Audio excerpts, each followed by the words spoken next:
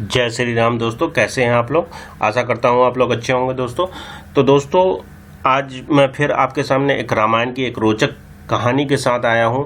और इस कहानी में, जैसा कि आप लोगों ने हेडिंग में देखा होगा, कि इस कहानी के में मैं ये बताऊंगा कि क्यों भगवान राम को अपने प्राणों से प्रिय भाई को मृत्यु दंड की सज़ा देनी पड़ी, इसके बारे में मैं बताऊंगा। तो दोस्तों, इससे पहले स्वागत है आपका इस चैनल में, माइथोलॉजिकल ज्ञान चैनल में। और आपसे एक रिक्वेस्ट है कि आप चैनल को सब्सक्राइब करें, लाइक करें और बेल का बटन दबा दें, ताकि जैसे ही मैं कोई नई वीडियो बनाऊं वो आपके पास नोटिफिकेशन पहुंच जाए और आप उसे देख सकें।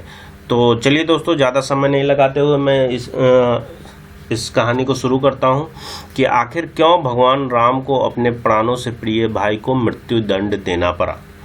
तो दोस्तों, इस कहानी के बारे में ये है कि ये घटना जो है रामायण की है, और ये जो है उन्होंने अपने अनुज लक्ष्मण को मृत्यु दंड देना पड़ता है। तो क्यों उनको ये करने की ज़रूरत आन पड़ती है, इसके बारे में। ये घटना उस वक्त की है जब भगवान राम लंका पर विजय करके अयोध्या लौट आते हैं और अयोध्या लौट के आकर यहाँ पे राज करते हैं अयोध्या में। और ये अयोध्या में राज करते हुए उनको 10,000 साल बीत जाते हैं। 10,000 साल जब बीत जाते हैं तो उनकी पृथ्वी पे रहने का समय पूरा हो जाता है। तो इस बात की याद दिलाने के लिए कि उनका समय पूरा हो गया और उन्हें अब वैकुंठ लोक जाना चाहिए और पृथ्वी लोक का त्याग करना चाहिए, यमराज उनके पास आते हैं। और एक दिन उनके पास आते हैं और उनसे मिलने के लिए कहते हैं। तो यमराज जब आते हैं तो श्री राम के पास बोलते हैं कि उनसे उन्हें कुछ चर्चा करनी है। और उन्होंने ये भी कहा कि आप जो भी प्रतिज्ञा करते हैं उसे पूर्ण करते हैं।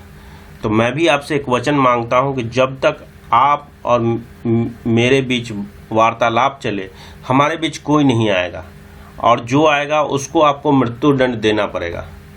भगवान राम यम को वचन दे देते हैं और उन्होंने लक्ष्मण को द्वारपाल नियुक्त कर देते हैं। लक्ष्मण को यह कहते हुए द्वारपाल नियुक्त कर देते हैं कि जब तक उनकी और यम की बात हो रही है, किसी को भी अंदर न आने दें, अन्यथा उन्हें मृत्यु दंड देना पड़ेगा। लक्ष्मण भाई की आज्ञा मानकर द्वारपाल बन कर खड़े हो जाते हैं। और इतने में लक्ष्मण को द्वारपाल बने कुछ ही समय बीतता है, वहाँ पर ऋषि दुर्वासा का आगमन होता है।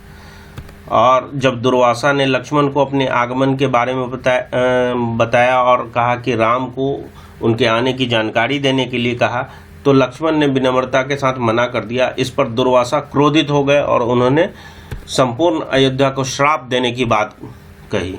अब लक्ष्मण जी के समक्ष ये विकट स्थिति हो गई।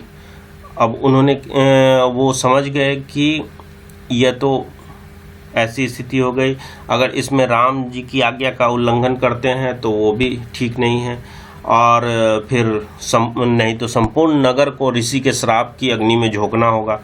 लक्ष्मण ने शीघ्र ही यह निश्चय कर लिया कि वो स्वयं का बलिदान कर देंगे, लेकिन वो नगरवासियों को ऋषि के श्राप से बचा लेंगे। उन्होंने भीतर जाकर ऋषि दुर्वासा के आगमन की सूचना दे दी राम को। राम जी ने भगवान ने शीघ्रता से यम के साथ अपनी वार्तालाप समाप्त कर ऋषि दुर्वासा की आवभगत की। परंतु जब श्री राम दुविधा में पड़ गए, क्योंकि उन्होंने अपने वचन के अनुसार लक्ष्मण को मृत्यु दंड देना था, वो समझ नहीं पा रहे थे कि वो अपने भाई को मृत्यु दंड कैसे दें। लेकिन उन्होंने यम को वचन दिया था जिसे उन्हें निभाना भी था।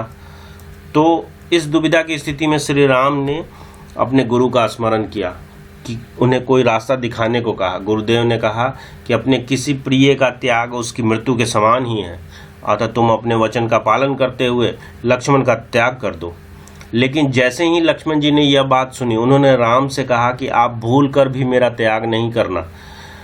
आपसे दूर रहने से तो अच्छा है कि मैं आपके वचन को पालन करते हुए मृत्यु को गले लगा दूं। ऐसा कहकर उसके बाद लक्ष्मण जी ने अयोध्या में सरयू नदी में जल समाधि ले ली। और इस तरह से भगवान राम को अपने प्राणों से प्रिय भाई को मृत्यु दंड की सज़ा देनी पड़ी। तो दोस्तों आज की कहानी यहीं समाप्त करते हैं। आप चैनल को सब्सक्राइब कीजिए, लाइक कीजिए और बेल का बटन दबा दीजिए। धन्यवाद दोस्तों। अगली कहानी के साथ फिर मैं उपस्थित होऊंगा। धन्यवाद।